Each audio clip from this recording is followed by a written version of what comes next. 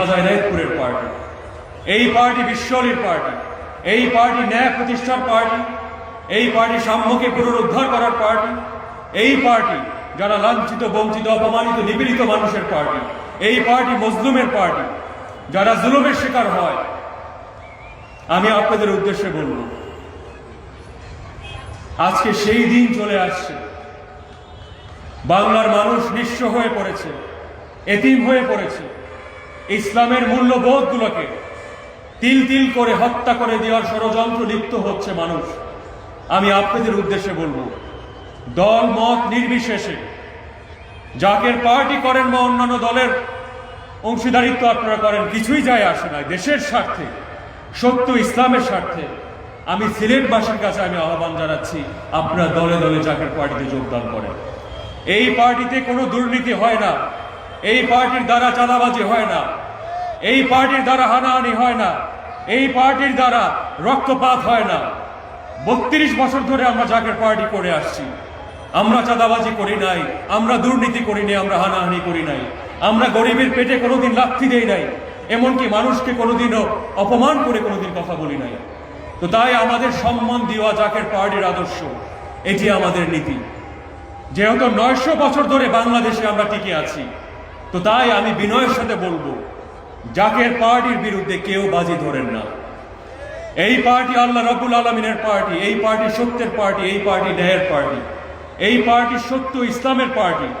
তাই আমি পরিপূর্ণভাবে বিশ্বাস করি, আমি ক্ষুদ্র পরিসরের মানুষ হলো, আপনারা আমাকে অর্থনীতিবিদ হওয়ার সেই সুযোগটা আপনারা আমাকে দিয়েছেন, অর্থনীতি বিভাগের অধ্যাপক হওয়ার সেই সুযোগটা আপনারা আমাকে দিয়েছেন। সেই প্রেক্ষিতে আমার বলতে হয়, গতদিন আমি বক্তব্যতে বললাম, ফরিদপুরে আমার নিজ জন্মভূমিতে যেয়ে বলেছিলাম যে বাংলাদেশে বর্তমানে অর্থনীতির বাজেট প্রায় 6 লক্ষ কোটি টাকা।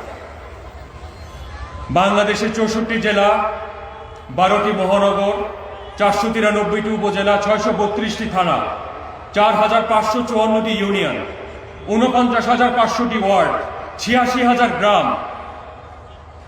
বাংলার শান্তিকামী মানুষ 18 কোটি মানুষ রয়েছে।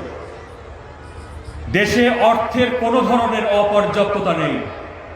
আমি বিনয়ের সাথে বলবো, দেশের অর্থের সুষম বন্টন এবং গুণগত ব্যয় যদি নিশ্চিত করা যেত, বাংলাদেশে দারিদ্রতা থাকতে পারে না।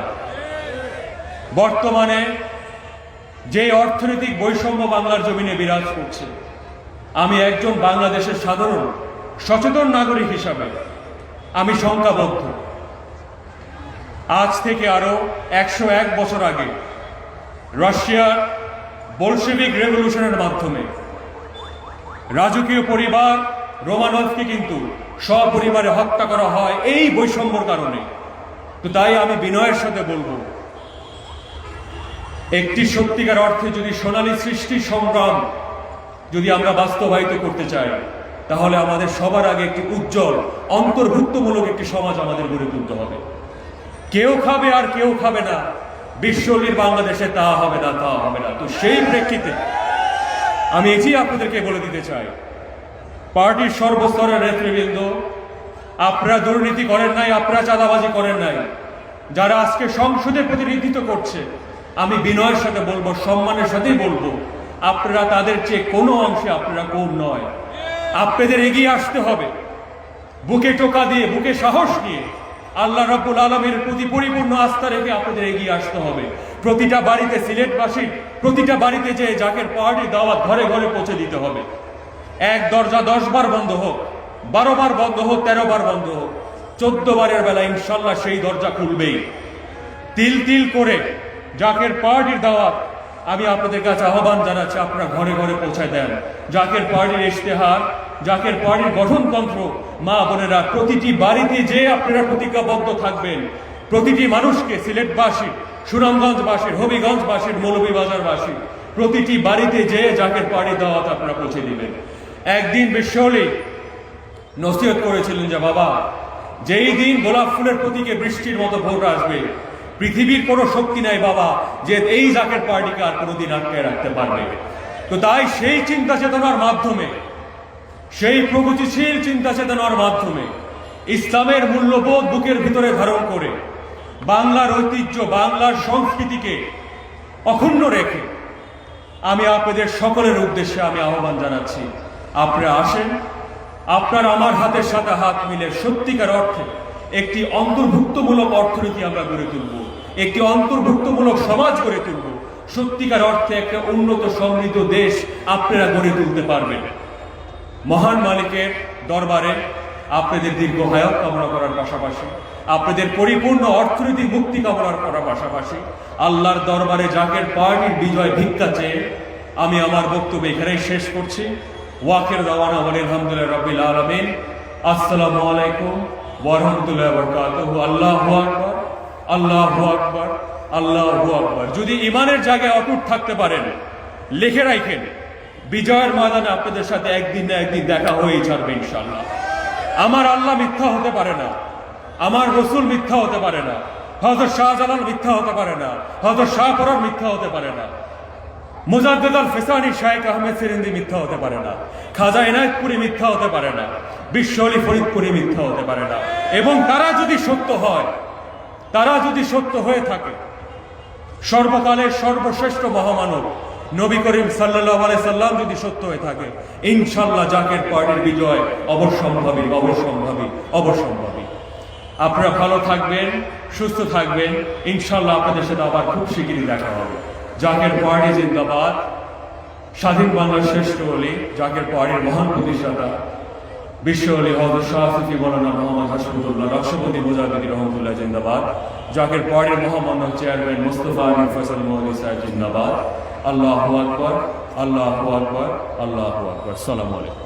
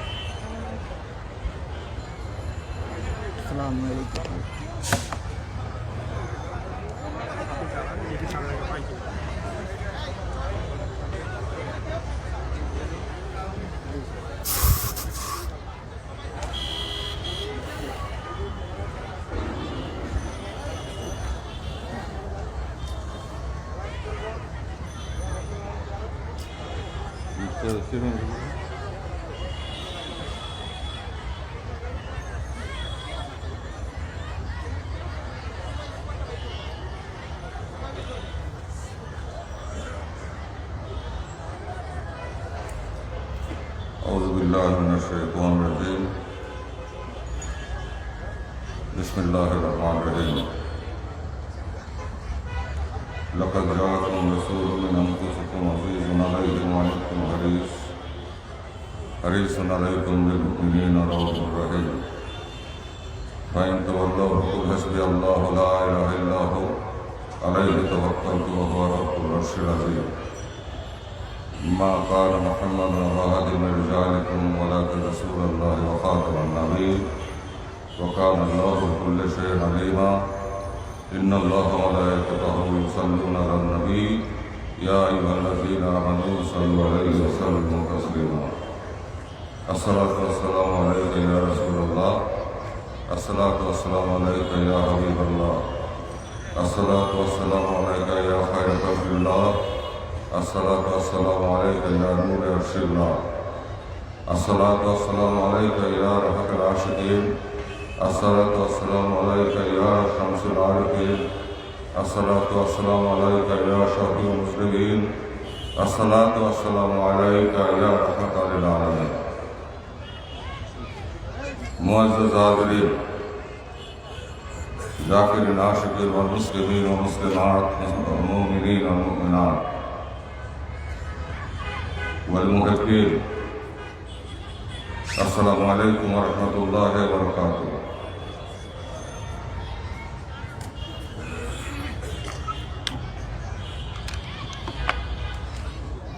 বিজয়ের মাসের এই শেষ প্রান্তে এসে আমি মহাবলী বাদশাহ আদরার রহমতুল্লাহ রায়ের কত মোবারক স্পর্শিত পুণ্যভূমি সিলেটে আসতে পেরে নিজেকে ধন্য মনে করছি এবং আপনাদের কাছে পাই আমি আনন্দ প্রেরিত হয়েছি, উচ্ছ্বসিত হয়েছি। আপনারা সবাই আমার শুভেচ্ছা ভালোবাসা গ্রহণ করলেন। আসসালামু আলাইকুম ওয়া রাহমাতুল্লাহি ওয়া বারাকাতুহু। বক্তব্যের প্রারম্ভে আখরি জামানা সর্বশ্রেষ্ঠ মুজাদ্দিদ, আখরি মুর্শিদ, বিশ্বওলি কালা ফরিদপুরি কুদ্দুস আসল আজিজ কেবলাদান সাহেবের মহাপুত্র কদম মুবারকের কোটি কোটি চুম্বন জানাচ্ছি। কোটি কোটি চুম্বন জানাচ্ছি তিনার আন্তর্জাতিক উত্তরাধিকার, তেনার স্থলাভিষিক্ত মহামান্য হযরত খাজা মির্জা মুজাদ্দিদ কদম মুবারক। শ্রদ্ধা জানাচ্ছি তাদের পরিবারের সকল সদস্য এবং সদস্যদের। বিজয়ের মাসের এই শেষ প্রান্তে এসে আজকের এই সমাবেশে শ্রদ্ধা করে স্মরণ করি সর্বকালের সর্বশ্রেষ্ঠ বাঙালি জাতির জনক বঙ্গবন্ধু শেখ মুজিবুর রহমান এবং ৭৫ হৃদয় বিদারক রক্তাক্ত ঘটনার মধ্য দিয়ে জাতির জনকের পরিবারে যারা শাহাদাত বরণ করেছিলেন সেই সব শহীদ আমাদেরকে শ্রদ্ধা করে স্মরণ করছি। এই দেশ মাতৃকাকে স্বাধীন করার জন্য যে ৩০ লক্ষ শহীদ বুকের তাজা রক্ত ঢেলে গিয়েছিলেন সেই সব শহীদ আমাদেরকে শ্রদ্ধা করে স্মরণ করছি সেই সব মা বোনদেরকে যারা ৭১ স্বাধীনতা যুদ্ধে সংগ্রাম হারিয়েছিলেন। আল্লাহ তাআলা শহীদ আমাদের সবাইকে জান্নাতুল ফেরদাউস নসিব করুন। ভাই বোনেরা আমার, বহু কষ্টের বিনিময়ে, বহু দুঃখের বিনিময়ে, অনেক রক্ত ঢেলে আমরা এই দেশটিকে স্বাধীন করেছি। এমনি এমনি স্বাধীন হয় নাই, লক্ষ লক্ষ মানুষের বুকের রক্তের বিনিময়ে আল্লাহ পাক এই দেশকে স্বাধীনতা দিয়েছেন। ৯৯% মুসলমানের এই দেশ, বাঙালি মুসলমানদের এই দেশ, সেই সঙ্গে অন্যান্য ধর্মগুলোর হাজার বছর ধরে এই দেশে শান্তির সাথে বসবাস করছে। কারণ ইসলাম প্রেমের ধর্ম, ইসলাম শান্তির ধর্ম, ইসলাম সহনশীলতার ধর্ম। নিজেদের ধর্মের তাহজিব তমদ্দুন সমুন্নত রেখে অন্য ধর্মাবলম্বীদের প্রতি সহনশীল হওয়ার যে শিক্ষা, তাদের জান এবং মাল, তাদের ধর্মের অধিকার সংরক্ষণের যে শিক্ষা ইসলাম দিয়েছে, সেই শিক্ষার পথে বাংলার মুসলমানরা আবহমান কাল ধরে অবিচল ছিল, আছে এবং থাকবে। আমরা চাই এ দেশটি মাথা তুলে দাঁড়াক। আমরা চাই বাংলাদেশ শক্ত অর্থনীতি ভিতের উপরে প্রতিষ্ঠিত হোক। আমরা চাই বাংলার মানুষ অর্থবিত্ত সম্পদ প্রাচুর্যে ভরপুর হোক। আমরা চাই বাংলার মানুষ শান্তিতে বসবাস করুক। আমরা চাই আমাদের এই দেশের সকল নাগরিকের অন্ন, বস্ত্র, বাসস্থান সহ সকল সমস্যার সমাধান হোক। আমরা চাই জাতি ঐক্যবদ্ধ হোক। আমরা চাই দেশের উন্নয়ন। আমরা চাই দেশের প্রতিরক্ষা ব্যবস্থা শক্তিশালী ভিতের উপরে প্রতিষ্ঠিত থাকুক। কিন্তু এই ঐক্য বিনষ্টের জন্য অব্যাহতভাবে চক্রান্ত চলছে। স্বাধীনতা যুদ্ধ পূর্ব সময়কালে এবং স্বাধীনতা পরবর্তী সময় যে রক্তাক্ত অধ্যায়গুলি তৈরি হয়েছে এবং পরবর্তীকালে এদেশে ৯২% মুসলমানদের মতো বিভক্তি সৃষ্টির জন্য যেসব কর্মকাণ্ড হয়েছে বা এখনো চলমান আছে, আমি সমস্ত উলামায়ে কেরাম, সুফিয়ানে নিজাম তাদের প্রতি আহ্বান জানাবো, আপনারা এমন কোনো বক্তব্য দেবেন না, এমন কোনো কথা বলবেন না যাতে করে কলেমার উপরে প্রতিষ্ঠিত এই ৯২% মুসলমান তাদের মধ্যে কোনো ধরনের ঐক্য বিনষ্ট হয়। আল্লাহ তাআলা কোরআন শরীফে ইরশাদ করেন, ওয়াতাসিমু বিহাবলিল্লাহি জামিআ ওয়া লা তাফাররাকু, আল্লাহর রজ্জুকে শক্ত করে ধরো, পরস্পর থেকে বিচ্ছিন্ন হয়ো না। রাসূল পাক সাল্লাল্লাহু আলাইহি ওয়াসাল্লাম ইরশাদ করেছিলেন বিদায় হবে, তিনি ভাষণে বলেছিলেন, তিনার বক্তব্য বলেছিলেন, তিনার বয়ানে বলেছিলেন যে তোমরা ঐক্যবদ্ধ থেকো। কুল্লু মুসলিমুন ইখওয়া, নিশ্চয় জানিও হে জগতের মানুষ, আজ হয়তো আমার তোমাদের সাথে সেই সাক্ষাৎ, আর হয়তো তোমাদের সাথে আমার দেখা নাও হতে পারে। তোমরা এখানে যারা উপস্থিত আছো আর যারা এখানে উপস্থিত নাই, তোমরা আমার এই কথাগুলো তাদের কাছে পৌঁছে দিও, হয়তো তারা তোমাদের চাইতে বেশি উপলব্ধি করবে। ধর্ম নিয়ে জবরদস্তি করো না, ধর্ম নিয়ে বাড়াবাড়ি করো না। ধর্ম নিয়ে জবরদস্তি করতে গিয়ে বহু জাতি আল্লাহর কোরআনে ধ্বংস হয়েছে। সমস্ত পৃথিবীর মুসলমান পরস্পর ভাই। নিশ্চয় জানিও আরবের উপর অনারব, অনারবের উপর আরবের কোনোই প্রাধান্য নাই। প্রাধান্য যার যার তাকওয়া বা খোদাভীতি। যে আল্লাহ তাআলাকে ভয় করে সে কোনোদিন আল্লাহর হুকুম এবং রাসূল পাক সাল্লাল্লাহু আলাইহি ওয়াসাল্লামের নির্দেশনা বরখেলাপ করতে পারে না। আর তার ভিত্তি হচ্ছে ঐক্য। নিশ্চয় জানিও কুল্লু মুসলিমুন ইখওয়া, সমস্ত পৃথিবীর মুসলমান পরস্পর ভাই। তাই কবি গেয়েছেন, ধর্মের পথে শহীদ যাহারা আমরা সেই সে জাতি, সাম্য মৈত্রী এনেছি আমরা বিশ্ব করেছি খ্যাতি, আমরা সেই সে জাতি। পাপবিদগ্ধ তৃষিত ধারায় লাগিয়ে আনিল যারা, মরুর তপ্ত বক্ষ নিহারি শীতল শান্তি ধারা। উচ্চ নিচের ভেদ নাই, সব ভাই ভাই একসাথী, আমরা সেই সে জাতি। কেবল মুসলমানের লাগে আশিরিক ইসলাম, সত্য যে চায় আল্লাহ মানে মুসলিম তারই নাম। আমির ফকির ভেদ নাই, সব ভাই ভাই একসাথী, আমরা সেই সে জাতি। এবং আখেরি জামানা সম্পর্কে রাসূল পাক সাল্লাল্লাহু আলাইহি ওয়াসাল্লাম ইরশাদ করেন, আখেরি জামানায় তামাম দুনিয়াব্যাপী সুরম্য প্রাসাদোপম মসজিদ হবে, অগণিত উম্মত আমার দেখা যাবে, কিন্তু তারা হবে সমুদ্রের পানির ঢেউয়ের ফেনার মতো দেখা যাবে, কিন্তু তাদেরকে পরীক্ষার সময় পাওয়া যাবে না। আর মসজিদের পবিত্রতা ক্ষুণ্ণ হবে, মসজিদের প্রতি বিরোধ হবে, শিকায়েত হবে, ষড়যন্ত্র হবে, চক্রান্ত হবে। কোরআন শরীফ থাকবে, তার তাফসীর থাকবে না, অর্থাৎ কোরআন শরীফ পড়বে, কোরআন শরীফ শোনাবে, কিন্তু তার আলো, তার যে কোরআন শরীফের মধ্যে যা কিছু আল্লাহ তাআলা নির্দেশনা দিয়েছেন সেই আলো নিজের চরিত্রের মধ্যে পরিস্ফুটিত হবে না। বনি ইসরায়েল 72 ভাগ হয়েছিল, আমার উম্মত 73 ভাগ হবে, 73 ফিরকা হবে, যার 72 ফিরকা জাহান্নামে যাবে। তাহলে কেন বিশ্বনবী এই কথা বলে গেলেন? নিশ্চয়ই আমাদের কোনো ত্রুটি আছে।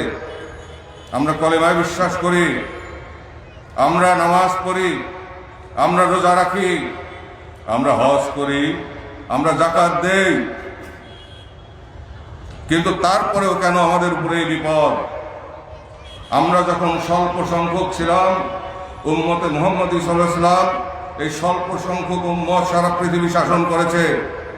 আজকে 200 কোটির বেশি মুসলমান সারা পৃথিবীতে, অথচ আমরা নিষ্পেষিত, নির্যাতিত এবং পদলেহনকারী। আজকে আমাদের এই অবস্থা কেন? উপরে মুসলমান ভাব, উপরে মুসলমানের প্রকাশ, ভিতরে ভিতরে ইসলামের দুশ্মনদের সাথে অভিশাপ এবং মুসলমানদের ঐক্যে ফাটল ধরানোর জন্য ষড়যন্ত্রকারীরা ইসলামের লেবাস পরে, কোরআন হাদিস মুখস্থ করে এই বদনিয়ত নিয়ে তারা আমাদের মধ্যে প্রবেশ করেছে এবং মুসলমানদের ঐক্য বিনষ্ট করছে। নিকট ভবিষ্যতে তাদেরকে মুসলিম জাহান থেকে আল্লাহ পাক বিতাড়িত করবেন। অবশ্যই তারা ধরা পড়বে। এরকম বিশ্বনবীর সময় রাসূলুল্লাহ সাল্লাল্লাহু আলাইহি ওয়াসাল্লামের পিছনে বছরের পর বছর নামাজ পড়ে মুনাফিক হিসাবে আল্লাহ তাআলার তরফ থেকে ওহী নাযিল হয়েছিল। আব্দুল্লাহ ইবনে উবাই সহ তার অনুসারীরা আল্লাহর হাবিবের পিছনে তারা নামাজ পড়েছে, কিন্তু তারা যে মুনাফিক এটা আল্লাহ পাক জানিয়ে দিয়েছিলেন যদিও হাবিব পাককে। অতএব আমরা কি অবস্থায় আছি, আমাদের মনন কেমন? আল্লাহ যেমন জাহের দেখবেন, আল্লাহ পাক কিন্তু বাতেনও দেখবেন, ভিতরেও দেখবেন। জাহের বাতের মিলিয়ে আল্লাহ বিচার করবেন, পরমাণু বিশ্লেষণ করে আল্লাহ তাআলা বিচার করবেন, হক বিচার করবেন। কারণ তিনি এক, অদ্বিতীয়, তার কোনো শরীক নাই। বিশ্বনবী রাসূল পাক সাল্লাল্লাহু আলাইহি ওয়াসাল্লাম শেষ নবী, শেষ পয়গম্বর এবং সাইয়্যিদুল মুরসালিন, সমস্ত নবীদের সরদার। তার উম্মত হয়ে আজকে কোন ত্রুটির কারণে আজকে আমরা ভাই ভাই গন্ডগোল করি? ওহাবি, সালাফি, মওদুদিবাদী, খারেজি, তারপরে লামুজাহাবি, সুন্নি, সুফি পরস্পর মুখোমুখি, একে অপরকে আঘাত করতে উদ্যত। কেন? আমরা এক নবীর উম্মত, এক আল্লাহর বান্দা, আমরা কেন নিজের হানাহানি করি? এটা আমাদের বুদ্ধি বৈকল্য, আমাদের ভুল ধরেছে, ঘুম ধরেছে আমাদের চিন্তা ভাবনা, কল্পনা, দর্শন বর্ণনের মধ্যে। এবং অর্থের বিনিময়ে আমরা বিক্রি হই, স্বার্থের কাছে আমরা বিক্রি হই। আত্মকেন্দ্রিকতা, স্বার্থপরতা, ভোগ বিলাস অতিমাত্রায় বেড়ে গেছে। সামনে যে সময় আসছে, ভয়াবহ সময় মুসলমানদের জন্য। আমরা যদি এখন থেকে সচেতন না হই তাহলে কিন্তু সর্বনাশ হবে। আমি পরিষ্কারভাবে বলে গেলাম, সারা পৃথিবীতে যত মুসলমান আছে, সে যেই মাযহাবেরই হোক, যেই দর্শনেরই হোক, যখন মুসলমানদের দুশ্মনরা মুসলমানদেরকে হত্যা করতে উদ্যত হবে, তখন কে সালাফি, কে ওহাবি, কে সুন্নি, কে শিয়া, কে লামুজাহাবি, কে মুতাজিলা, কে কি, কে সুন্নি, কে সুফি, এইগুলি কিন্তু বিচার করবে না। এক চেটিয়া শেষ করবে, মাটির সাথে মিশাই দিবে। এবং এই জন্য আমাদের মধ্যে ঘাপটি মারা মুনাফিকরা দায়ী। সেই দুর্গন্ধ বাংলার মাটিতে এসেছে। মুখে কোরআনের বাণী আর নিয়তের মধ্যে অন্য চিন্তা চেতনা। আরেকটি বিষয় হলো যে নিজের বিদ্যা জাহির করা, আর আরেকজন আলেমকে, আর একজন পীর সাহেবকে গালিগালাজ করা, কাফের ফতোয়া দেওয়া, কথায় কথা। এই আল ফিতনা তো অসাধ্য মিনাল কাতলে, ফিতনা সৃষ্টি করো না, ফিতনা সৃষ্টি করা হত্যাকাণ্ডের চাইতে অধিক পাপ। আর হত্যাকাণ্ড মহাপাপ। আল্লাহ পাক কোরআন কারীমে ইরশাদ করেন যে একজন মানুষকে হত্যা করলো সে যেন সারা পৃথিবীর মানুষকে হত্যা করলো, যে একজন মানুষকে রক্ষা করলো সে যেন সারা পৃথিবীর মানুষকে রক্ষা করলো। অহংকার করা মহাপাপ। আল্লাহ পাক বলেন অহংকার আমার ভূষণ, আমার ভূষণ যে টানাটানি করে আমি তাকে জাহান্নামে নিক্ষেপ করি।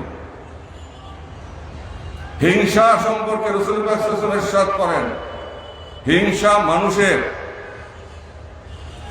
নেক আমল সমূহকে তেমনি ভাবে প্রজ্বলিত করে যেমনি ভাবে আগুন গাছের পাতাগুলিকে পোড়ায়, গাছের পাতাগুলো আগুনে পুড়ে তেমনি ভাবে পুড়ে যায়। অতএব এক নামাজ থেকে আর এক নামাজ পর্যন্ত আমরা কি করি সেই জবাব কিন্তু তখন আল্লাহ তাআলার কাছে দিতে হবে আপনাকে। আমি কোন চিন্তায় থাকি, কোন কল্পনায় থাকি, কোন দর্শনে থাকি, কোন বর্ণনায় থাকি এবং কোন কল্পনায় থাকি, কোন শ্রবণে থাকি, কোন পরিবেশে থাকি, কি কাজ করি, মানব কল্যাণে কি কাজ করি, কতটুকু প্রেম আমার মধ্যে আছে, ইশকে ইলাহি কতটুকু, সেই পথে ইশকে রাসূল কতটুকু, এবং জামানার ওলি আল্লাহ সকলের মহব্বত এবং সহবত আমাদের মধ্যে কতটুকু, সৎসঙ্গের আকাঙ্ক্ষা আমাদের মধ্যে কতটুকু, অসৎসঙ্গে আমরা কতটুকু মিশি, সেগুলো কিন্তু আমাদেরকে চিন্তা করে চলতে হবে। যদি নামাজ আল্লাহর দরবারে কবুলিয়ত প্রাপ্ত হতে হয়, কবুলিয়ত লাভ করাইতে হয়, এত সহজ না। বুকের তাজা রক্ত ঢেলে দিয়ে ইসলাম এসেছে। সাহাবায়ে কেরামরা জীবন দিয়েছেন ইসলামের জন্য, ঘর বাড়ি ছেড়েছেন, বৃত্তি বেশা, টাকা পয়সা, ধন দৌলত সব পরিত্যাগ করেছেন, রাসূল পাক সাল্লাল্লাহু আলাইহি ওয়াসাল্লাম পাক মহব্বতে নিজেদেরকে উৎসর্গ করেছেন, রক্ত ঢেলেছেন। কিসের জন্য? আবু জাহেল যখন আল্লাহর হাবিবকে বলল যে তুমি কি চাও, মক্কার বাদশাহী চাও, ভোগ বিলাস চাও, অর্থবিত্ত চাও, সব তোমাকে আমরা দেব, কিন্তু তুমি তোমার ধর্মমত প্রচার বন্ধ করো। আল্লাহর হাবিব সাল্লাল্লাহু আলাইহি ওয়াসাল্লাম প্রত্যুত্তরে বললেন আমার এক হাতে চন্দ্র আর এক হাতে সূর্য এনে দিলেও আমি আমার মহাসত্য থেকে এক চুল পরিমাণ বিচ্যুত হব না। এটাই হচ্ছে রাসূল পাক সাল্লাল্লাহু আলাইহি ওয়াসাল্লামের খাসলত, আহলে সুন্নাত ওয়াল জামাতের খাসলত। আর এই একটি ভাগের কথাই রাসূল পাক সাল্লাল্লাহু আলাইহি ওয়াসাল্লাম বলেছেন তার রহমত প্রাপ্ত, তারা জান্নাতি। এখন সেই ভাগটাকে, সেই ভাগ বের হয়ে আসবে সামনে। কে কেমন আবেদ, কে কেমন আল্লাহর দাসত্ব করে, কে কেমন ইমানদার, সেটা সামনে বের হয়ে আসবে। সময় আসছে, নিকট ভবিষ্যতে উপমহাদেশ জুড়ে ভয়াবহ পরিস্থিতি হবে। পরিষ্কার ভাষায় আপনারা শুনে রাখেন, নিজ চোখে দেখবেন। মধ্যপ্রাচ্য জুড়ে প্রলয়ঙ্করী ধ্বংসাত্মক ঘটনাবলী ঘটবে। তারপরে বিশ্বযুদ্ধ। কে কেমন মুসলমান তখন প্রমাণ হবে। তো যাই হোক, রাসূল পাক সাল্লাল্লাহু আলাইহি ওয়াসাল্লামের পাক মহব্বত কিন্তু আল্লাহ তাআলার সন্তুষ্টির মাধ্যম।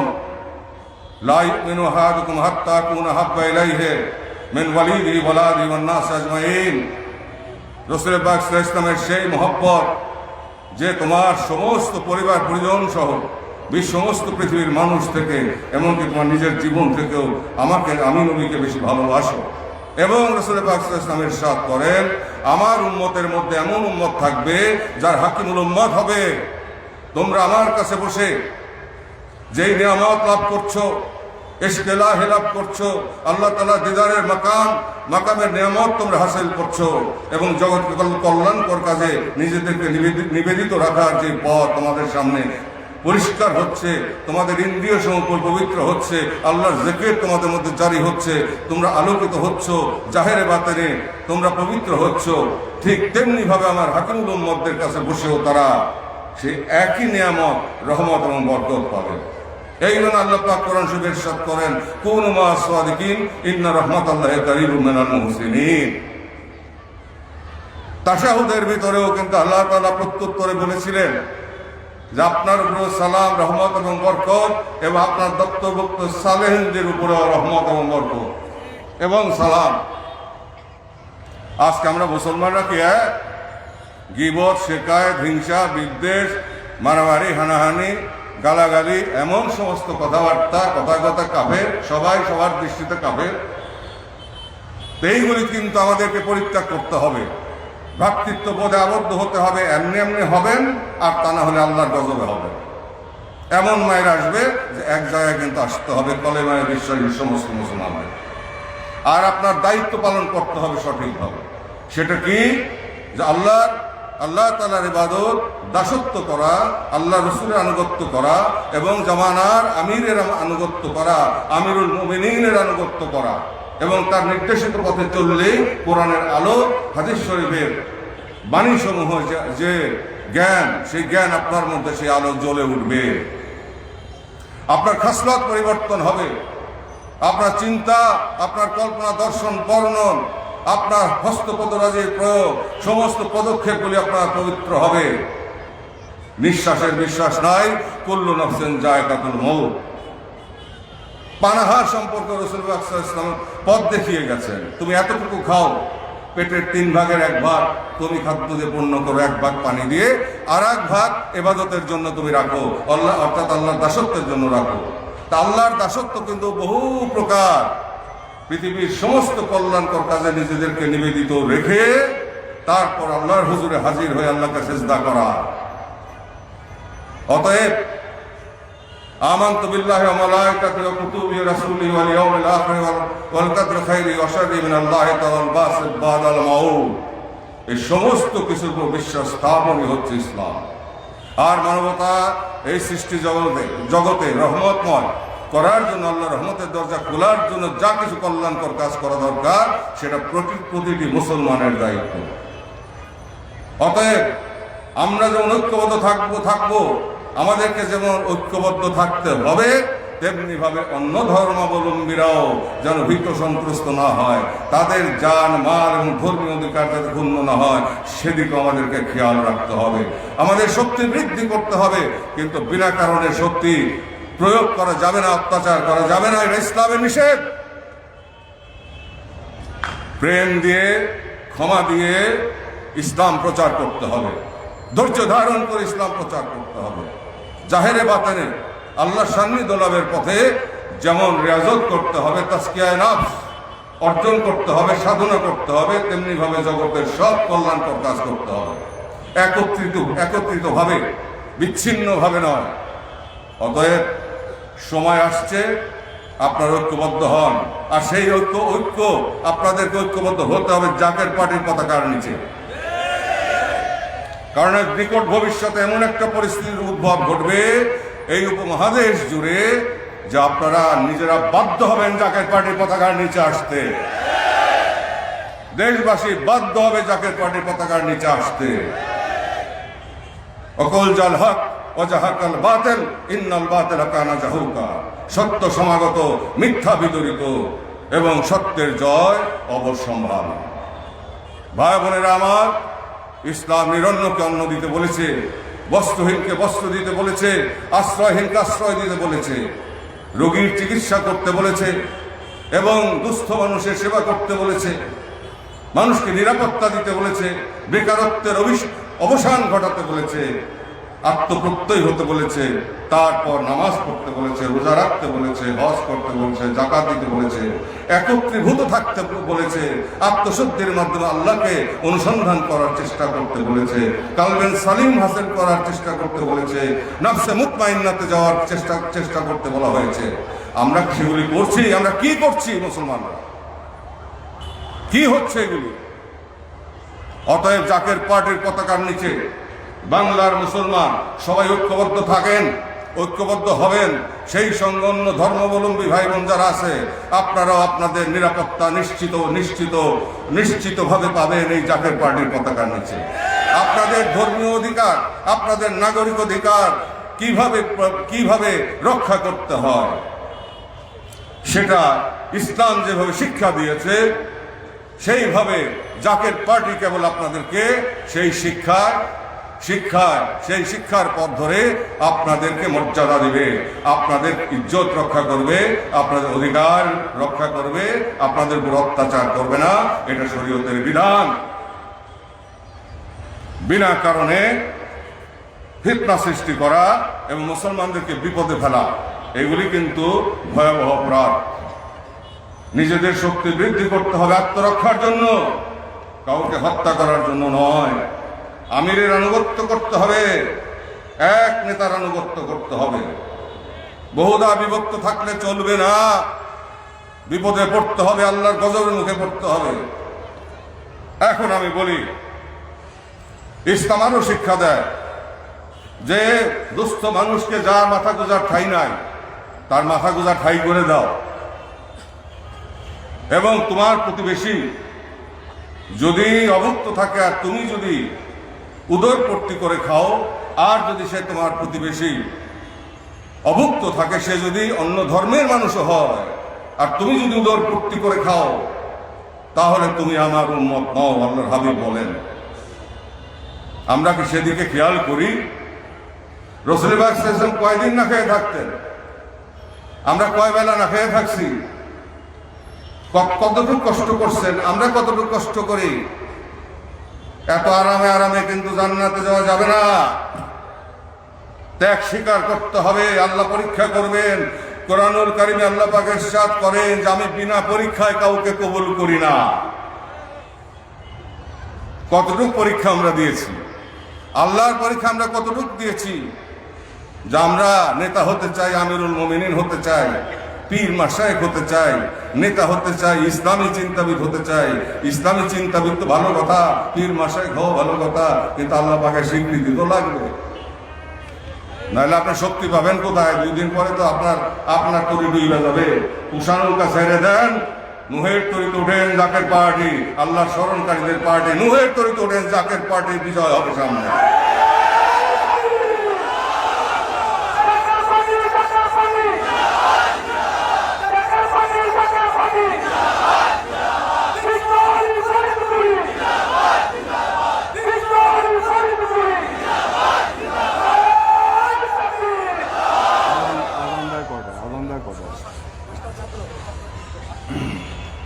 এখন দেশের আভ্যন্তরীণ বিষয়ে 2-1টি কথা বলতে চাই, যেটা কিছু তথ্য উপাত্ত সাংবাদিক ভাইদের জন্য দিতে হয়। সেটা হচ্ছে নির্বাচনের নিরপেক্ষতা নিয়ে নির্বাচন কমিশন গঠন করে একটি গ্রহণযোগ্য নির্বাচন অনুষ্ঠানের জন্য যে আলাপ আলোচনা শুরু হয়েছে মহামান্য রাষ্ট্রপতির সাথে, সেই বিষয়ে আমি 2-1টি কথা বলতে চাই। যে প্রত্যেকটি মানুষ সে যে স্থানে অবস্থান করুক না কেন, সে সরকারি চাকরিজীবী হোক অথবা সাধারণ নাগরিক হোক অথবা সুশীল সমাজ হোক, কোনো মানুষ কেউ প্রকাশ্যে বলে, কেউ প্রকাশ করে না, কোনো না কোনো দলের প্রতি তার সমর্থন, মনে মনে সমর্থন থাকে। অতএব নিরপেক্ষ বলে কিছু নাই, এই বিতর্ক চলতেই থাকবে। তবে ভোট গ্রহণের প্রক্রিয়া সম্পর্কে আমার একটি প্রস্তাব, সেটা হচ্ছে যে এখন প্রযুক্তির যুগ, এই প্রযুক্তির যুগে ভোট প্রয়োগ এবং ভোটকে বিতর্কমুক্ত রাখার জন্য কতগুলি ব্যবস্থা গ্রহণের আহ্বান আমি জানাচ্ছি। সেটা হচ্ছে ব্লকচেইন টেকনোলজির মাধ্যমে ভোটের পদ্ধতি বাস্তবায়নের আহ্বান জানাচ্ছি। তাহলে ভোট গ্রহণ প্রক্রিয়া প্রশ্নবিদ্ধ হবে না। ব্লকচেইন একটি ইংরেজি শব্দ, যার বাংলা আবিধানিক অর্থ ব্লকের তৈরির শিকল। এটি প্রধানত একটি লেনদেনের প্রযুক্তি, যেখানে এক ব্যক্তি হতে অন্য ব্যক্তির কাছে অর্থ সরাসরি স্থানান্তর করা সম্ভব, এবং এই ব্লকচেইন প্রযুক্তি সবচেয়ে গতিশীল এবং সুরক্ষিত। এটি এমন একটি প্রযুক্তি যেখানে কেউ চাইলেই লেনদেনে গরমিল তৈরি করতে পারে না। ভোটার ডাটা ব্লকচেইনের মাধ্যমে স্টোর করার আহ্বান জানাচ্ছি। এবং ভোটের ডাটাবেজ দেশের সকল নাগরিকের জন্য উন্মুক্ত করার আহ্বান জানাচ্ছি। এই পদ্ধতিটি নন হ্যাকেবল, বাকি সব পদ্ধতি হ্যাকেবল, হ্যাকিং হতে পারে। একই সঙ্গে নিবন্ধিত সকল রাজনৈতিক দলের ভোটারদের নাম, আইডি কার্ড এবং স্ব দলের ভোটারের নাম, আইডি কার্ড এবং স্ব দলের ভোটারের স্বাক্ষর এবং ছবিযুক্ত ডাটাবেজ বাস্তবায়নের জন্য এবং তা ইলেকশন কমিশনে জমা দেওয়ার জন্য আহ্বান জানাচ্ছি। তাহলে স্ব রাজনৈতিক দলের যে ভোট আছে তার প্রমাণ নির্বাচনের পূর্বেই নির্বাচন কমিশন অবহিত থাকবেন। এরপর নির্বাচন কমিশন এটা ডাটাবেজের মাধ্যমে দেশবাসীর জন্য উন্মুক্ত করে দেবেন, এই আহ্বান জানাচ্ছি। বিভিন্ন দলের আত্মস্বীকৃত ভোটারদের একটি ভিন্ন তালিকা তৈরি করে উল্লেখিত একই নিয়মে ডাটাবেজ তৈরি করে ইলেকশন কমিশনের রাজনৈতিক দলসমূহ জমা দেবেন এবং ইলেকশন কমিশনের ডাটাবেজ তৈরি করে ইলেকশন কমিশন এই ডাটাবেজ তৈরি করে মোবাইল অ্যাপে দেশবাসীর জন্য উন্মুক্ত করে দেবেন, এই আহ্বান জানাচ্ছে।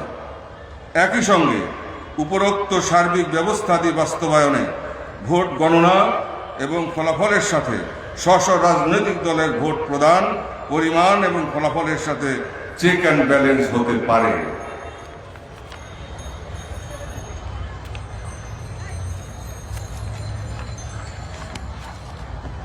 নির্বাচনে প্রার্থীর খরচের সীমা বেঁধে দেওয়ার যে আইন রয়েছে তা তুলে দেওয়ার আহ্বান জানাচ্ছি। কারণ এই প্রক্রিয়ার সাফল্য আমরা দেখতে পাই নাই। নির্বাচনের পরে ব্যয় সীমা আইনের সীমার মধ্যে রেখেই দাখিল করা হয়, কিন্তু গোপনে বিপুল টাকা খরচ করা হয়। এই লুকোচুরি, ওপেন সিক্রেট, এই বৈপরীত্য গ্রহণযোগ্য নয়। জাকের পার্টি মনে করে টাকা দিয়েই শুধু ভোটারদের আকর্ষণ করা যায় না, বরঞ্চ ভোটারদের আকর্ষণ করার জন্য প্রার্থী ভিন্ন প্রক্রিয়ায়ও সফল হতে পারেন। ৭৩ নির্বাচন পর্যন্ত আমরা তা প্রত্যক্ষ করেছি। যেমন যুক্তফ্রন্টের নির্বাচনের সময় টঙ্গীপাড়া আসনে তদানীন্তন মুসলিম লীগের প্রার্থী বিপুল অর্থবিত্তের মালিক ওয়াহিদুজ্জামান কোটি কোটি টাকা ব্যয় করেও, কোটি কোটি টাকা ছড়িয়েও এবং সরকারি সমস্ত ইনস্ট্রুমেন্টদেরকে ব্যবহার করেও রিক্ত হস্ত জাতির জনক বঙ্গবন্ধুর কাছে শোচনীয় পরাজয় বরণ করেছিলেন। কালো টাকা এবং পেশিশক্তির রাজনীতির নামে অপরাজনীতির বর্তমান চর্চার স্থানে যুক্তফ্রন্টের নির্বাচনে রিক্ত হস্তে জাতির জনক বঙ্গবন্ধু যেভাবে ভোটারদের হৃদয় জয় করে বিপুল ভোটে বিপুল অর্থবিত্তের মালিক তদানীন্তন সরকারি প্রার্থীকে শোচনীয়ভাবে পরাজিত করেছিলেন, সেই সময় ভোটার এবং প্রার্থীর মধ্যে যে প্রেমমধুর সেতুবন্ধন রচিত হতো, সেই রাজনৈতিক চর্চা ফিরিয়ে না আনতে পারলে গণতন্ত্র কখনোই শক্ত ভিতের উপর প্রতিষ্ঠিত হতে পারবে না। প্রকৃত গণতন্ত্র প্রতিষ্ঠার প্রক্রিয়ার বিপরীতে ষড়যন্ত্র, পেশিশক্তি, কালো টাকার ব্যবহারে এবং দলের সাথে দলের জিঘাংসামূলক রক্তাক্ত হানাহানি পবিত্র গণতান্ত্রিক অগ্রযাত্রার পথকে রুদ্ধ করবে এবং বারবার গণতন্ত্র মুখ থুবড়ে পড়ার আশঙ্কা থাকবে। এই প্রস্তাবগুলো আমি দিলাম আজকের এই সমাবেশ থেকে। দেশের বৃহত্তর স্বার্থে, জাতির বৃহত্তর স্বার্থে আল্লাহ পাক যা চাইবেন জগতে তাই ঘটবে এবং সেটা নির্ধারিত। এই জন্য আল্লাহ তাআলা রসুলগণকে, নবীগণকে প্রেরণ করেছেন। নবুয়তের দরজা বন্ধ হয়ে যাওয়ার পরে হাকিমুল উম্মতদেরকে প্রেরণ করেছেন। কিভাবে অগ্নি পরীক্ষা করে, কবুলিয়ত দান করে, শক্তি দিয়ে, আল্লাহ তাআলার কুওয়াতের ইলাহিয়া সেই চাদরের নিচে রেখে আল্লাহ পাক আল্লাহর বন্ধুদেরকে রাসূল পাক সাল্লাল্লাহু আলাইহি ওয়াসাল্লামের রিসালাতের দরজায় জগৎবাসীকে রক্ষা করার জন্য সত্য পথ দেখানোর জন্য পাঠিয়েছেন, যাতে করে আমরা প্রকৃত পথকে অনুধাবন করতে পারি, অনুসরণ করতে পারি, ইহ পরকালের তারাক্কি আমরা হাসিল করতে পারি। সেই ওলি আল্লাহ সকলেই হচ্ছে ওয়ালিয়া মুর্শেদা। অমায়ুদ্দিল ফামান তাজিদালাহু ওয়ালিয়া মুর্শেদা। আল্লাহ পাক বলেন, আমি যাদেরকে হেদায়েত দান করি না তাদের জন্য বান্ধব রূপী অভিভাবক এবং পথ প্রদর্শক আমি দেই না। অতএব মুর্শিদও আল্লাহ পাক দেন, আর মুরিদ বা অনুসারীও, কিন্তু মুরিদ মানে এরাদা বিসর্জনকারী, যে নাকি নিজের ইচ্ছাকে বিসর্জন দিয়ে দেয় আপন মুর্শিদের কাছে, এবং মুর্শিদের সিদ্ধান্ত যেটা আল্লাহ ইলহামের মাধ্যমে রাসূল পাক সাল্লাল্লাহু আলাইহি ওয়াসাল্লামের ওসিলায় ওলি আল্লাহ সকলের কাছে আল্লাহ পাক প্রেরণ করেন, সেই ইলহামের পথে তারা জগৎবাসীকে পরিচালনা করেন। বিপদ আসছে আল্লাহ তাআলা গজবের মুগুর দিয়ে চূর্ণ বিচূর্ণ করে দেন। আল্লাহ পাক বলেন হাদিসে কুদসিতে, আমার বন্ধুর সাথে যারা বেয়াদবি করে আমি তাদের উপর এমন ক্রুদ্ধ হই যেমন বাঘিনীর কাছ থেকে বাচ্চা নিয়ে গেলে বাঘিনী যেমন ক্রুদ্ধ হয় তার চাইতেও 70 গুণ বেশি ক্রুদ্ধ হই আমি, এবং আমি তাদের বিরুদ্ধে জিহাদ ঘোষণা করি। তাই ওলি আল্লাহ সকলের বিরুদ্ধাচরণ অনেকেই করেছেন, জ্ঞানী গুণী ব্যক্তিগণ ভুল করেছেন, কিন্তু শেষ পর্যন্ত সত্য বিকশিত হয়েছে। আর সেই বিশ্ব ওলি এসেছেন আখির জামানায়। বিশ্ব নবীও নিরক্ষর ছিলেন। বিশ্ব ওলির শিক্ষা সম্পর্কে অনেকেই প্রশ্ন তোলেন। যাকে আল্লাহ স্বয়ং শিক্ষা দেয়, যাকে আল্লাহ রসুল স্বয়ং শিক্ষা দেয়, সেখানে আপনার কাছ থেকে সে কি শিখবে?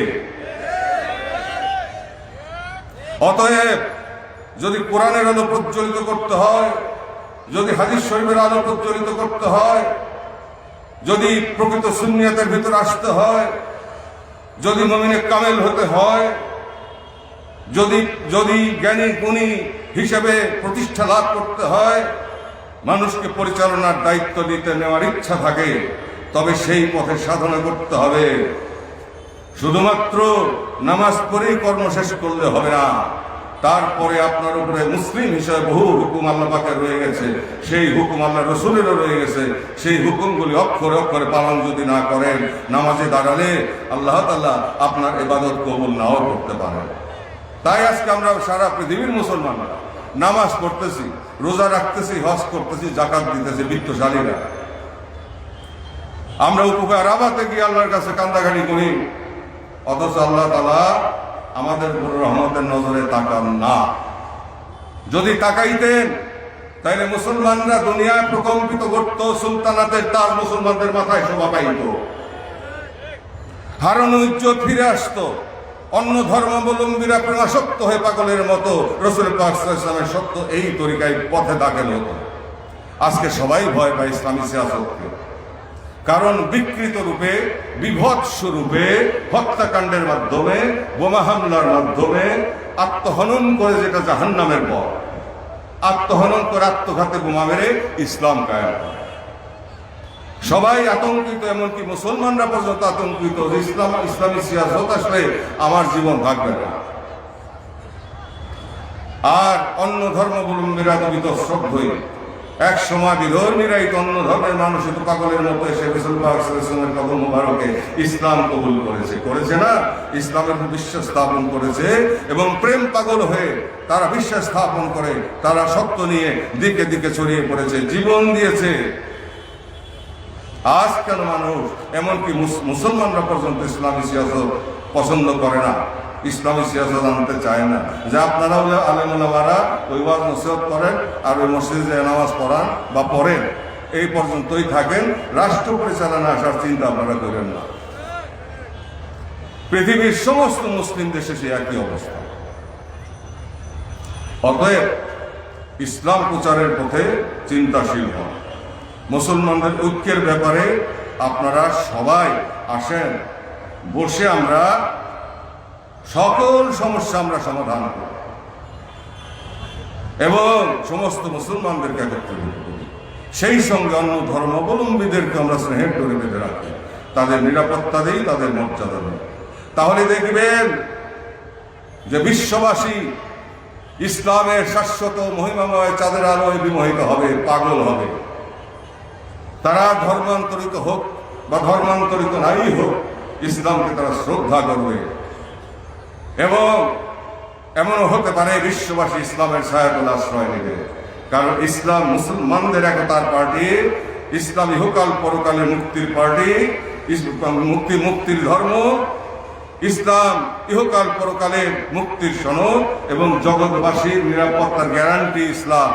সেই ইসলামী শিক্ষা দিয়েছেন আখির মুজাদ্দেদ, আখির মুর্শিদ, বিশ্ব ওলি খাজা ফরিদপুরি কুদ্দুস কেবলা জান সাহেব, যে ইসলামের পতাকা সাম্য, শৃঙ্খলা, ঐক্য, ভ্রাতৃত্বের পতাকা সেই কারবালার ময়দানে ইয়াজিদের মাধ্যমে এবং মারওয়ান ইয়াজিদের মাধ্যমে এবং আব্দুল্লাহ জিয়াদের ষড়যন্ত্রের কারণে কারবালার ময়দানে সেই ইসলাম রক্তাক্ত হয়েছিল, নবী বংশ হত্যা করা হয়েছিল এবং সাম্য মৈত্রী, ঐক্য, ভ্রাতৃত্বের ধর্ম ইসলামকে এবং আল্লাহর রাহে সকল সৎ কাজে নিবেদিত থাকা, এমনকি জীবন বিসর্জন দেওয়া এবং জগতের সকল কল্যাণকর কাজ করা, ধনী দরিদ্রকে জড়িয়ে ধরা, দরিদ্র ধনীকে জড়িয়ে ধরে আল্লাহর বান্দা হিসাবে, আল্লাহ রসুলের উম্মত হিসাবে বিশ্ববাসীর সামনে ইসলামের সৌন্দর্য বিকশিত করার যে মহান শিক্ষা রাসূলুল্লাহ সাল্লাল্লাহু আলাইহি ওয়াসাল্লাম দিয়ে গেছিলেন, সেই শিক্ষা থেকে দূরে সরে গিয়ে শুধুমাত্র ক্ষমতার জন্য,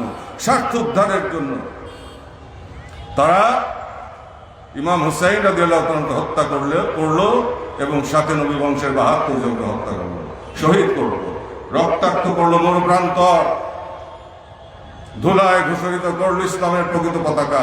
সেজন্য আমরা প্রকৃত ইসলামের কথা বলি। যেহেতু ৭৩ ফিরকা হবে, ৭২ ফিরকা পথভ্রষ্ট হয়ে জাহান্নামে যাবে, এক ফিরকা থাকবে আহলে সুন্নাত ওয়াল জামাত। আহলে সুন্নাত ওয়াল জামাতের সাইনবোর্ড লাগাইলে তো হবে না, আর পীর সাহেবের সাইনবোর্ড লাগাইলেই হবে না, বড় বুজুর্গের সাইনবোর্ড লাগাইলেও হবে না। গুণাগুণ অর্জন করতে হবে, নবীর চরিত্রবান হতে হবে, রাসূলুল্লাহ সাল্লাল্লাহু আলাইহি ওয়াসাল্লাম যা যা করেছেন তাই করতে হবে, আহলে বায়তগণ যা যা করেছেন তাই করতে হবে, খুলাফায়ে রাশিদিন যা যা করেছেন তাই করতে হবে, এবং পরবর্তীতে ওলি আল্লাহ সকল যেই পথ দেখিয়েছেন তাই করতে হবে। সেটাই কোরআন শরীফে লেখা আছে, সব কিছু কোরআন শরীফ, আল্লাহর কোরআনে লেখা আছে। আমরা একটু বলি আর একটু বলি না, আমরা শানে নজুল বলি না। কি কারণে, কোন প্রেক্ষাপটে সেই আয়াতটি নাযিল হয়েছিল? এমনকি আয়াতে কারিমার এক অংশ বলি আর এক অংশ অফ করে রাখি, বন্ধ করে রাখি। এইভাবে মানুষকে বিভ্রান্ত করে নিজের দলভুক্ত করে দল ভারী করার জন্য, পীরগিরি করার জন্য, আলেম সাহেব হিসাবে নেতা হওয়ার জন্য, নিজের বিদ্যা জাহির করার জন্য মুসলমানদেরকে খান করে দেবে। আমরা বিধর্মীদেরকে কি করবো? অন্য ধর্মের মানুষের সাথে কি করবো? আমরাই তো নিজেরা মরি, সামনে তো নিজেরাই মারামারি করে মরে যাবো, শেষ হয়ে যাবে। আর যেরকম কাফের ফতোয়া শুরু হয়েছে কথায় কথায়, এরকম কাফের ফতোয়া আল্লামা ইকবালকে দিয়েছিল। যখন সে শিকুয়া বই লিখল, প্রশ্ন, তখন সমস্ত দেওবন্দ থেকে সমস্ত আলেমরা একসাথে কাফের ফতোয়া দিল। যখন ইকবাল জবাবে শিকুয়া অর্থাৎ প্রশ্নের উত্তরের একটা বই লিখলো, তখন সমস্ত আলেমরা তাকে আল্লামা উপাধি দিল। অতএব না বুঝে না শুনে কথা বলা, জিহ্বা চালানো, এই ইন্দ্রিয় চালানো, এই জিহ্বার বিচার হবে, এই কণ্ঠনালীর বিচার হবে, হস্তপদরাজির বিচার হবে, এই মস্তিষ্কের বিচার হবে, এই কর্ণকুহরের বিচার হবে, ভিতরে বিচার হবে, বাহিরে বিচার হবে, হৃদয়ের বিচার হবে। আল্লাহ পাক তো ছাড়বেন না এমনি, মরতে তো হবে সবাইকে, কুল্লু নাফসিন যায়কাতুল মউত। অতএব সময় থাকতে একত্রীভূত হন, এই আহ্বান আমি জানাচ্ছি। আর অন্য ধর্মের ভাই বোনদেরকে রক্ষা করেন, রক্তপাত বন্ধ করেন, হানাহানি বন্ধ করেন, মুসলমান হয়ে মুসলমানকে মাইরেন না, মধুর সুরে তাদেরকে আহ্বান করেন এবং তাদেরকে প্রেমের বন্ধনে আবদ্ধ করেন। ধীরে ধীরে তারা অমর পূর্ণাঙ্গ করতে পারবে। প্রথমেই যদি আপনি ধাক্কা মেরে, লাথি মেরে ফেলে দেন, তাহলে সেই ব্যক্তি মসজিদ থেকে ঘাট ধরে বের করে দেন, সেই ব্যক্তিকে ইসলামের প্রতি শ্রদ্ধাশীল হবে, আপনার পথে আসবে, আপনার কাছে আসতে চাইবে। আর আপনি যদি প্রকাশ্য এই আপনাদের বক্তব্যের মধ্যে আপনারা যদি পরস্পরকে গালিগালাজ করতে থাকেন, কাফের ফতোয়া দিতে থাকেন কথায় কথায়, তাহলে কি আপনাদের প্রতি মানুষের শ্রদ্ধা থাকবে? শ্রদ্ধা থাকবে না। আপনারা ইসলামকে কালিমালিপ্ত করবেন না। আপনারা জ্ঞানী, আপনাদের ধর্মজ্ঞান, ধর্মজ্ঞান আছে আপনাদের মধ্যে, কোরআন শরীফ জানেন, হাদিস শরীফ জানেন, সবই জানেন। শুধুমাত্র নাফসানিয়াতের কারণে এখানে আপনারা পরাজিত। এই নাফসে আম্মারা, এই দেহ মাটির দেহ, এর ভিতরে শয়তান ঘুরে আপনার অজান্তে, আপনার অবচেতনে আপনাকে গ্রাস করবে শয়তান। ইন্না শয়তান আলিল ইনসানি আদুউম মুবিন। আপনি বুঝতেও পারবেন না যে আপনার মাথা খারাপ করে দিয়েছে। অতএব সামনের সময় ভয়াবহ। উপমহাদেশ জুড়ে যুদ্ধের প্রস্তুতি চলছে। আমরা বাংলাদেশের মানুষ অনেক কষ্টের বিনিময়ে 254 বছর গোলামি করে 230 বছর ব্রিটিশের পায়ের নিচে ছিলাম। তখন দারুল হরব ঘোষণা করে জুমার নামাজ বন্ধ করে দেওয়া হয়েছিল, যেটা মুসলমানদের ঐক্য আরো বিনষ্ট করেছে। যে মুসলমানরা যে জামাত এক জায়গায় হবে আরো বিনষ্ট করেছে। তারপরে 24 বছর পাকিস্তানের শোষণের নিচে আমাদেরকে বঞ্চিত করা হয়েছে, বঞ্চিত করা হয়েছে। কি চাকরিতে, কি ব্যবসা, কি জ্ঞানে গুণে, বিজ্ঞান প্রযুক্তিতে, সকল ক্ষেত্রে আমাদেরকে বঞ্চিত করা হয়েছে, অবহেলা করা হয়েছে। যদিও আমরা তদানীন্তন পাকিস্তানের সংখ্যাগরিষ্ঠ মুসলমান ছিলাম, সংখ্যাগরিষ্ঠ নাগরিক ছিলাম। এইভাবে দুঃখের ভিতর দিয়ে সেই আওয়ামী লীগের আবির্ভাব এবং ধাপে ধাপে 52 ভাষা আন্দোলন, 54 যুক্তফ্রন্টের নির্বাচন, পরবর্তী 69-এর গণ অভ্যুত্থান, 71-এর নির্বাচন এবং হঠকারিতার মাধ্যমে সংখ্যাগরিষ্ঠ দলকে ক্ষমতা না দিয়ে, মেজরিটি পার্টিকে ক্ষমতা না দিয়ে নিরীহ মানুষের উপরে গুলি চালানো এবং রক্তাক্ত অধ্যায় রচিত হলো আরেকটি, কি দিয়ে? ইসলামের নাম দিয়ে। ইসলামকে এটা শিক্ষা দিয়েছেন জনগণ, এদেশের মুসলমান জনগণ, সেই সাথে অন্য ধর্মের মানুষ থাকুক, তারাও ভোটার, নিষেধ নাই ইসলামে। যে ভোট দিল যে দেশটিকে, যে দলটিকে, সে পাকিস্তানের তদানীন্তন পাকিস্তানের মেজরিটি পার্টি, তার কাছে ক্ষমতা হস্তান্তর করবে। ইয়া বলল বঙ্গবন্ধুকে যে next prime minister of Pakistan, পরিচয় করিয়ে দিল ঢাকা বিমানবন্দরে। তারপরে ভুট্টোর সাথে খেলা শুরু হয়ে গেল, চক্রান্ত শুরু হয়ে গেল, আর রক্তাক্ত করা হলো বাংলার প্রান্তরকে। রক্তের বিনিময়ে আমাদের স্বাধীনতা অর্জন করতে হলো। এই অধ্যায়গুলি একের পর এক রচিত হয়েছে, সাথে কিছু দুর্যোগ, কিছু মৌলবী ইসলামের নাম নিয়ে যে বাংলাদেশ স্বাধীন হইলে ইসলাম থাকবে না। কি ইসলাম কি ছিল না ব্রিটিশের সময়? কি ছিল না? 230 বছর ইসলাম ছিল না? তারপরে পাকিস্তানেরা বলে ইসলাম আমাদের দেশে ছিল না। অতএব এখন বাংলাদেশ স্বাধীন হয়েছে, ইসলাম নাই, চিরদিন ইসলাম থাকবে। কারণ ইসলামকে আল্লাহ তাআলা হেফাজত করেন, আর ইসলামকে এদেশের মানুষ ধারণ করে আছে, বরণ করে আছে। সেজন্য এই প্রকৃত ইসলাম প্রতিষ্ঠার পথে পূর্ণাঙ্গ ইসলাম প্রতিষ্ঠা যদি করতে হয়, জাতিকে যদি ঐক্যবদ্ধ করতে হয়, ইসলামকে যদি সাম্য শৃঙ্খল ঐক্য ভ্রাতৃত্বের এবং নিরাপত্তার গ্যারান্টির ধর্ম হিসেবে যদি জগৎবাসীর সামনে উদ্ভাসিত করতে হয়, তাহলে কিন্তু সেই পথে সবাইকে আসতে হবে। কারোর কোনো অধিকার নাই দেশের বৃহত্তর জনগোষ্ঠীকে, মুসলিম ভাই বোনদেরকে, অন্য ধর্মাবলম্বীদের বিপদের মুখে ফেলে দেওয়া। আপনি জিহাদ করতে চান, আপনি প্যালেস্টাইনে যান না কেন? প্যালেস্টাইনিদের পক্ষে কিছু করেন না কেন? বাংলাদেশে আপনার কি? সেখানে তো আপনাদেরকে যাইতে দেখি না। কিন্তু বঙ্গবন্ধু তো প্রকাশ্যে প্যালেস্টাইনের পক্ষে দাঁড়াইছিল। বঙ্গবন্ধু তো দেশে ফিরে এসে বলছিলেন যে এই দেশ পৃথিবীর দ্বিতীয় বৃহত্তম দেশ, বৃহত্তম মুসলিম দেশ। বলেন নাই? এ দেশ বাঙালি মুসলমানদের দেশ, সেই সাথে অন্য ধর্মাবলম্বী ভাইদের দেশ, এবং এটা শরীয়তের বিধান। তিনি অন্যায় তো কিছু করেন না, অন্যায় কথাও তিনি বলেন নাই, কিন্তু তাকে সব অংশে রাতের অন্ধকারে হত্যা করা হলো। উন্নয়নের ধারা মুখ থুবড়ে পড়ল। তারপরে ধারাবাহিকভাবে আসতো অনেক খেলা, অনেক কিছু। মুসলমানরা বিভক্ত হলো, খণ্ড বিখণ্ড হয়ে গেল। মুক্তিযুদ্ধের সময় মুক্তিযোদ্ধারা নামাজ পড়ে নাই, শহীদ হইলে তাকে জানাজা দেওয়া হয় নাই, ঈদের নামাজ পড়ে নাই, পড়েছে। অতএব বারবার আমাদেরকে অমুসলিম বলে, কাফের বলে এইভাবে মুসলমান এবং ইসলামের ক্ষতি করার অধিকার কাউকে দেওয়া হয় নাই, আল্লাহ কাউকে দেন নাই। সামনে যে যুদ্ধাবস্থা তৈরি হবে উপমহাদেশে, যার গণপ্রস্তুতি চীন, পাকিস্তান, ভারত সহ সবাই নিতেছে এবং বার্মাও এইদিকে আছে। মাঝখানে আমরা ক্ষুদ্র ভূমি, বাংলাদেশ আমাদের মাতৃভূমি। এই দেশে আমরা 18 কোটি মানুষ বসবাস করি। এক সময় 2.5 কোটি ছিলাম, তারপর 4.5 কোটি, তারপরে 7.5 কোটি, এখন সেটা 18 কোটি। চক্রবৃদ্ধি হারে এটা 36 কোটি হইতে কিন্তু বেশি দেরি লাগবে না। অতএব ক্ষমতার জন্য পাগল হয়েন না, দেশের ভবিষ্যতের কথা চিন্তা করেন। দেশের ভবিষ্যতের কথা চিন্তা করেন। সরকার উন্নয়ন করতেছে, করতে দেন। আপনি আপনার দলের মাধ্যমে একটা উন্নয়ন পরিকল্পনা রচনা করেন। আপনাদের তো পয়সার অভাব নাই। যারা ক্ষমতায় ছিলেন আপনাদের তো পয়সার অভাব নাই। টাকা পয়সা জোগাড় করেন, ফাউন্ডেশন করেন, ট্রাস্ট করেন এবং আপনারাও গরিব দুঃখী দেশবাসীর জন্য রাস্তাঘাট নির্মাণ করেন, ঘর বাড়ি বানিয়ে দেন, শিল্প কারখানা বসান, চাকরি বাকরির ব্যবস্থা করেন, ব্যবসা বাণিজ্যের ব্যবস্থা করেন, গরিবের পাশে দাঁড়ান, মাথা গোঁজার ঠাই করে দেন, তাদের অন্ন বস্ত্র বাসস্থানের ব্যবস্থা করে দেন, তাদের স্বাস্থ্য সেবার ব্যবস্থা করে দেন, গ্রামে গ্রামে ক্লিনিং করেন। কে না করছে আপনাদেরকে? এবং সরকারকে উন্নয়নের মাধ্যমে সরকারি উন্নয়নের যে প্রশংসা, তার থেকে সেটাকে অতিক্রম করে আপনারা যান।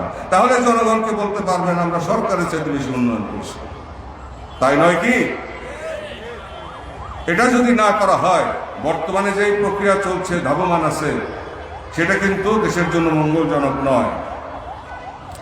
আরেকটি কথা, যেই কথা বলছিলাম, যে উপমহাদেশ জুড়ে পর্দার অন্তরালে যে রণদামামা বাজছে, পর্দাটা উঠে গেলেই টের পাবে 2 বছরের মধ্যে যে রণদামামা বাজছে। সেখানে আমরা বাংলাদেশ, ছোট্ট একটি দেশ, 18 কোটি মানুষ, আমরা বিশাল জনসংখ্যা নিয়ে আমরা দেশে বসবাস করি। তার মধ্যে প্রায় 10-15 লক্ষ রোহিঙ্গা এসে ঢুকছে পূর্ব দিক থেকে। সবকিছু সম্পর্কে আমরা অবগত আছি। আমাদের দেশটা যাতে আমরা রক্ষা করতে পারি সেই যুদ্ধাবস্থায়, এবং আমাদের দেশের মানুষদেরকে যেন আমরা হেফাজত করে রাখতে পারি, এবং দেশের উন্নয়নকে যেন একটি স্তরে আমরা রাখতে পারি, উন্নয়নের চলমান গতিধারাকেও যেন আমরা সংরক্ষণ করতে পারি, সেই দিকে খেয়াল দেয়। খালি ক্ষমতা ক্ষমতা ক্ষমতা, শুধুই ঝগড়া ঝগড়া ঝগড়া, সমালোচনা। এই তো দেখি রাজনীতির নামে।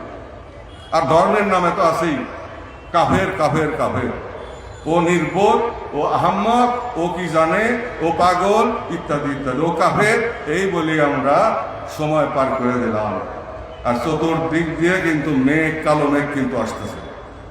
এরপরে মধ্যপ্রাচ্যে আমি বিশ্ব পরিস্থিতি বিশ্লেষণ করে এই কথাগুলি বলে গেলাম, আপনারা মনে রাখবেন। অতএব মুসলমানদের বৃহত্তর স্বার্থে শান্তিকামী, নিরীহ অন্য ধর্মাবলম্বীদের নিরাপত্তার বৃহত্তর স্বার্থে আমাদের একতাবদ্ধ হওয়া এবং দেশকে রক্ষা করার কোনো বিকল্প নাই। আর সেই বিকল্প বর্তমান সরকার চালাচ্ছে, চালাক। আর বিকল্প যদি আসতেই হয়, সেই বিকল্প হচ্ছে জাকের পার্টি। কারণ এটা আল্লাহ তাআলার সিদ্ধান্তের উপরে হবে। কুলিল্লাহুম্মা মালিকাল মুলকি তুতিল মুলকা মান তাশা ওয়া তানজিউল মুলকা মিম্মান তাশা ওয়া তুইজ্জু মান তাশা ওয়া তুযিল্লু মান তাশা ওয়া বিয়াদিকাল খায়র ইন্নাকা আলা কুল্লি শাইইন কাদির। অতএব যেটা নির্ধারিত সেটা হবেই।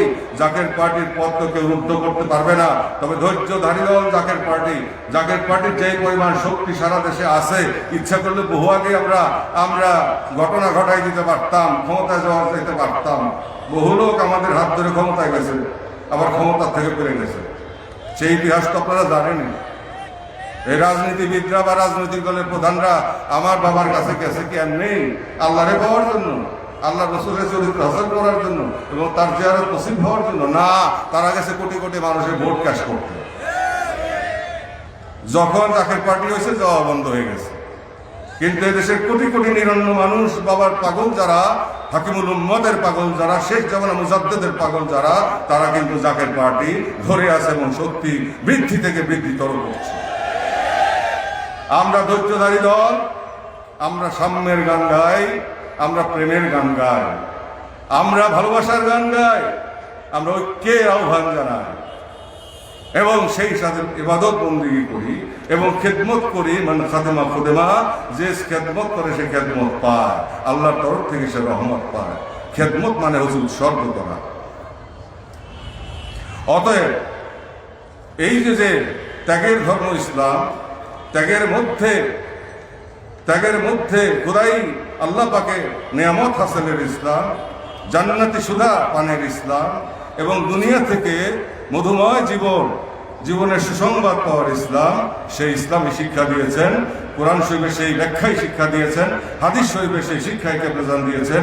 হাতে কলমে আমাদেরকে পৃথিবীতে কিভাবে চলতে হবে এবং আল্লাহকে কিভাবে পাওয়ার জন্য 5 ওয়াক্ত নামাজের পরে এবং সারাদিন দিবানিশি 24 ঘন্টা কিভাবে আমাকে কাজ করতে হবে, কিভাবে আল্লাহর জিকির করতে হবে, কিভাবে কালব সালিম হাসিল করতে হবে, কিভাবে নিঃশ্বাসে নিঃশ্বাসে আল্লাহকে স্মরণ করতে হবে এবং সমস্ত কাজ কিভাবে আমাকে পবিত্রতার সাথে করতে হবে, সেই শিক্ষায় বিশ্ববিখ্যাত দিয়ে গেছেন। এবং এই শিক্ষার উপরে আলোকিত জনগোষ্ঠী তৈরি করে জাকের পার্টি নামক পাদপীঠ দিয়ে গেছেন। অতএব জাকের পার্টির ধৈর্যধারীদের দল, জাকের পার্টির সাম্য ঐক্য ভ্রাতৃত্বের দল, জাকের পার্টি প্রকৃত ইসলামের ধ্বজাধারী দল। জাকের পার্টি বিজয়কে কেউ ঠেকায় রাখতে পারবে না। তবে যেমনি তেমনি আমরা ক্ষমতায় যে ক্ষমতা হালুয়া রুটি খাবো এবং আমরা বাহাদুরি করে বেড়াবো, সেই আকাঙ্ক্ষা জাকের পার্টি লালন করে না। বিপদের সময় জাকের পার্টি থাকে, ভবিষ্যতেও থাকবে। ইনশাআল্লাহ জাকের পার্টি ছিল, জাকের পার্টি আছে, জাকের পার্টি থাকবে। জাকের পার্টিকে ধ্বংস করার বহু চেষ্টা হয়েছে, পারে নাই। ইনশাআল্লাহ আল্লাহর রহমতে, বাবার রুহানি দোয়ার বরকতে পারবেও না ইনশাআল্লাহ। কিন্তু সামনে পরিস্থিতি এমন হবে, আমরা দেখব, চেষ্টা করব যাতে করে আমরা দূরে থেকেই সাহায্য করতে পারি। কিন্তু বিকল্প যদি হয় তাহলে সেটা জাকের পার্টি। অতএব জাকের পার্টি জিন্দাবাদ, জাকের পার্টি, জাকের পার্টি, জাকের পার্টি। নারায়ে তাকবীর, নারায়ে তাকবীর, নারায়ে রিসালাত, নারায়ে রিসালাত। বিশ্বলি খাজা ফরিদপুরি, বিশ্বলি খাজা ফরিদপুরি। নারায়ে তাকবীর, নারায়ে তাকবীর, নারায়ে তাকবীর। ওয়া আখির দাওয়ানা আলহামদুলিল্লাহি রাব্বিল আলামিন। আসসালামু আলাইকুম ওয়া রাহমাতুল্লাহি ওয়া বারাকাতুহু।